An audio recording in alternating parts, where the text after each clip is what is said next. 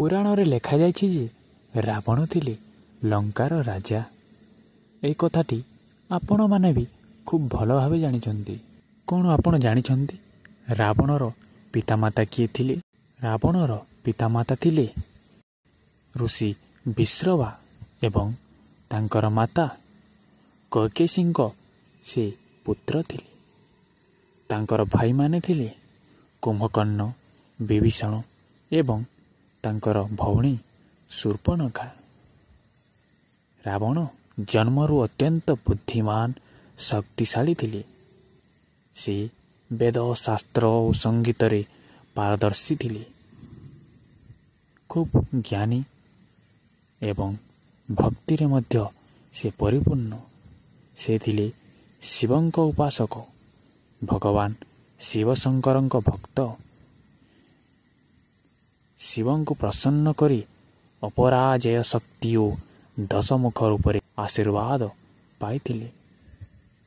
ସେତେବେଳେ ରାବଣ ଲଙ୍କାଙ୍କୁ ସୁବର୍ଣ୍ଣରେ ସଜାଇଥିଲେ।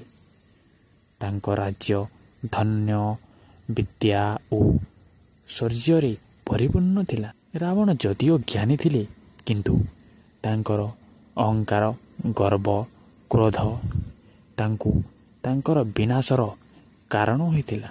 ତେଣୁକରି ତାଙ୍କର ସୁବର୍ଣ୍ଣର ଲଙ୍କା ଜଳିପୋଡ଼ି ପାଉଁଶ ହୋଇଯାଇଥିଲା। ଏକ ଦିନ ତାଙ୍କର ଭଉଣୀ ଶୂର୍ପଣଖା ଲକ୍ଷ୍ମଣଙ୍କ ଦ୍ୱାରା ଅପମାନିତ ହେଲେ। ସେ କାନ୍ଦି କାଟି ଲଙ୍କା ଯାଇ ତାଙ୍କ ଭାଇଙ୍କୁ ମାନେ ରାବଣଙ୍କୁ ସବୁ କହିଲେ। ତେବେ ରାବଣ କ୍ରୋଧରେ ଭଗବାନ ରାମଙ୍କ ସ୍ତ୍ରୀଙ୍କୁ ମାନେ ମାତା ସୀତାଙ୍କୁ ଅପହରଣ କଲେ, ଯିଏ ଥିଲେ ଭଗବାନ ରାମଙ୍କ ପତ୍ନୀ।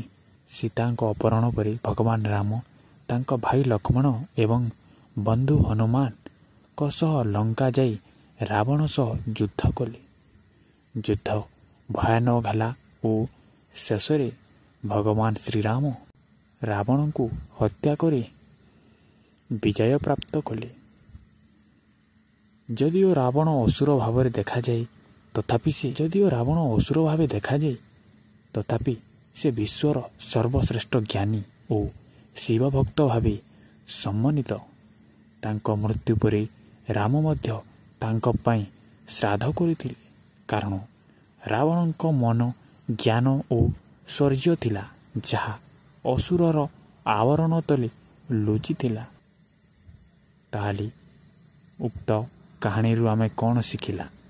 ଜ୍ଞାନ ଓ ଶକ୍ତି ଥିଲେ ମଧ୍ୟ ଯଦି ଅହଙ୍କାର ଆସିଯାଏ, ତେବେ ନିଜର ବିନାଶ ସୁନିଶ୍ଚିତ।